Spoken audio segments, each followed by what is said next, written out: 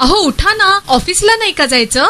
अगं मला आज फ्रेशच वाटत नाही, काही करायची इच्छाच नाही. अहो मग तुम्ही आजपासूनच न्यू युनायटेड फार्मसीचे गुड मॉर्निंग चूर्ण घेणं सुरू करा. अपचन, मलावरोध, बद्धकोष्ठ, आम्लपित्त आणि पोटाच्या तक्रारींवर खात्रीशीर आयुर्वेदिक उपाय. गुड मॉर्निंग चूर्ण. 35 वर्षांपासून सगळ्यांच्या पसंतीचे गुड मॉर्निंग चूर्ण औषधांच्या प्रत्येक दुकानात मिळते.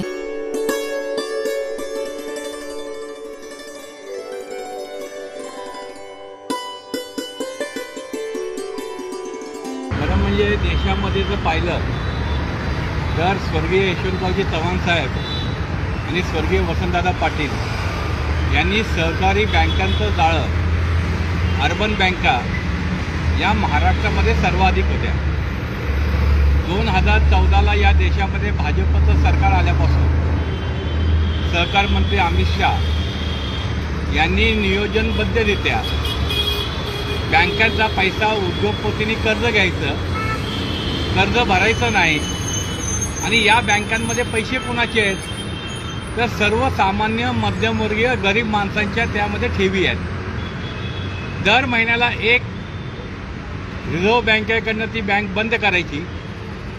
कोट्यावधी रुपये जे NPA झालेले असतात, जे उद्योगपतींनी पैसे घेतलेले असतात, त्याची परतफेड केलेली नसते, त्यांचे खिसे गरम झालेले असतात आणि ज्यांनी आयुष्यभर नोकरी केली, रिटायरमेंटनंतर आपले पैसे त्या बँकेमध्ये गुंतवले की आयुष्यभर आपल्याला चांगलं जीवन त्या ठिकाणी जगता येईल, अशा सर्व मध्यमवर्गीय गरीब माणसांचे पैसे त्या ठिकाणी संपवण्याचं काम हे या ठिकाणी मोदी सरकार, अमित शाह करतायत.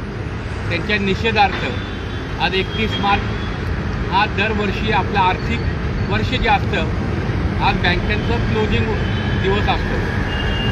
परंतु आपण जर एक पाहिलं असेल की या संपूर्ण कालावधीमध्ये या देशामधला जो उद्योगपती आहे, ज्यांनी बँकांकडून पैसे घेतलेले आहेत, त्यांची संख्या वाढत चाललेली आहे आणि सर्वसामान्य गरीब मध्यमवर्गीय माणूस त्यात भरडला गेलेला आहे.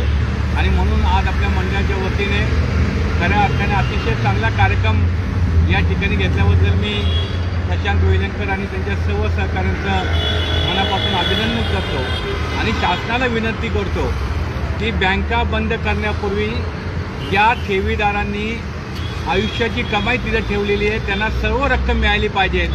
5 लाख फक्त द्यायचे आणि वरचे पैसे हे सरकार आणि उद्योगपतींच्या खिशात घालायचे, हे भारतातली जनता सहन करणार नाही.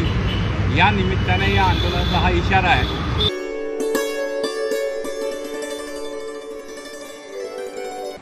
कुठलंही मिशन, कुठलाही कार्यक्रम केंद्र सरकार देतो तो एका विशिष्ट मुदतीत आणि विशिष्ट उद्देश प्राप्तीसाठी असतो. जसं JNNURM हा एक प्रकल्प दिला, 4-5 वर्षामध्ये त्याची अंमलबजावणी करण्याचे संकल्प केला होता. तसंच आता माननीय नरेंद्र मोदी यांनी स्मार्ट सिटी मिशन हा एक महत्वाकांक्षी कार्यक्रम दिला, स्पर्धा घेतली. त्या स्पर्धेमध्ये पुणे महानगरपालिका पहिली आली आणि भारतातील पहिली स्मार्ट सिटी माननीय नरेंद्र मोदीजी यांनी पुण्यातनं देशाला अर्पण केली. काल या स्मार्ट सिटी मिशनची मुदत संपली. त्यांनी केलेल्या कामाचा आढावा, लेखाजोखा मांडणं हे स्मार्ट सिटी मिशनमध्ये आद्य कर्तव्य आहे. आम्ही CEO यांच्याकडे मागणी केली आहे, कुठले प्रकल्प केले, किती केले, कुठले केले, कशासाठी केले, निधी किती आला, खर्च किती झाला, सल्लागारांना किती पैसे दिले, याचा तपशील संकेतस्थळावर जाहीर करावा.